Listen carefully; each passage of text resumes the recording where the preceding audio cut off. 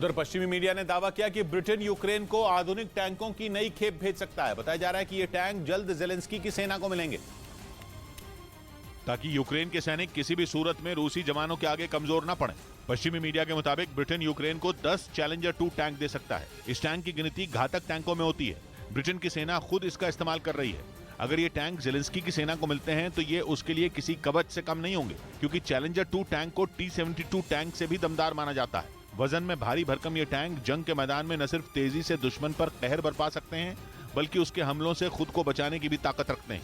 खबर है कि इसीलिए जेलेंस्की की सेना इन टैंकों का बेसब्री से इंतजार कर रही है। इस बीच राहुल गांधी के कौरवों और पांडवों पर दिए बयान पर बखेड़ा खड़ा हो गया और बीजेपी को उन पर हमला करने का मौका मिल गया। राहुल ने अपने बयान में आरएसएस की तुलना कौरवों से की, जिसके बाद विरोधी कहने लगे कि राहुल गांधी चुनाव से पहले असली मुद्दों से भटक गए हैं।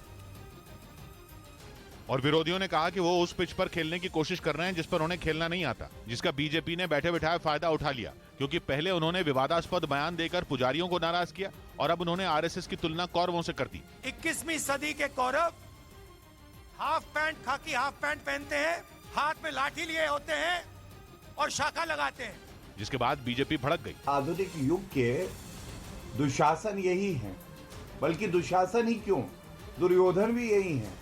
हरियाणा में राहुल गांधी की भारत जोड़ो यात्रा 2 चरण में हुई, जिससे कांग्रेस को जबरदस्त उम्मीदें हैं, क्योंकि कहा जा रहा था कि राहुल यात्रा में आम लोगों की बात करेंगे, जिससे बीजेपी कमजोर होगी। लेकिन उनके पिछले 2 बयानों ने बीजेपी को उनके खिलाफ बोलने का मौका दे दिया। उधर खबर है कि पाकिस्तान की कंगाली पर तरस खाकर सऊदी अरब उसे $5 बिलियन यानी भारतीय रुपयों में 40,000 करोड़ की आर्थिक मदद दे सकता है।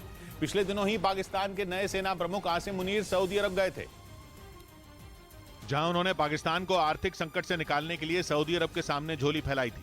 और माना जा रहा है कि उनका सऊदी अरब की सरकार के आगे गिड़गिड़ाना काम आ गया, क्योंकि सऊदी अरब ने संकेत दिए हैं कि वो पाकिस्तान की अर्थव्यवस्था को पटरी पर लाने के लिए उसे $5 बिलियन यानी भारतीय रुपयों में 40,000 करोड़ की आर्थिक मदद का ऐलान कर सकता है। एक रिपोर्ट के मुताबिक क्राउन प्रिंस और मुल्क के प्रधानमंत्री मोहम्मद बिन सलमान ने पाकिस्तान में सऊदी अरब के निवेश को $10 बिलियन यानी 80,000 करोड़ तक बढ़ाने के भी निर्देश दिए हैं। मतलब ये कि एक बार फिर सऊदी अरब की सरकार डूबते पाकिस्तान को बचाने के लिए आगे आई। चीन की तरह ही सऊदी अरब भी पाकिस्तान का एक ऐसा दोस्त है जिसने कई बार संकट के समय उसकी मदद की है। और इसी वजह से पिछले साल अप्रैल में सत्ता में आने के बाद पाकिस्तान के प्रधानमंत्री शहबाज शरीफ अपने पहले विदेश दौरे पर सऊदी अरब गए थे।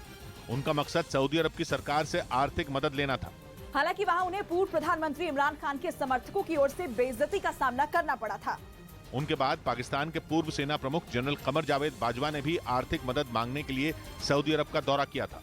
और अब नवंबर में पाकिस्तान सेना की कमान संभालने वाले जनरल आसिम मुनीर भी पिछले हफ्ते सऊदी अरब के आगे हाथ फैलाने पहुंचे थे।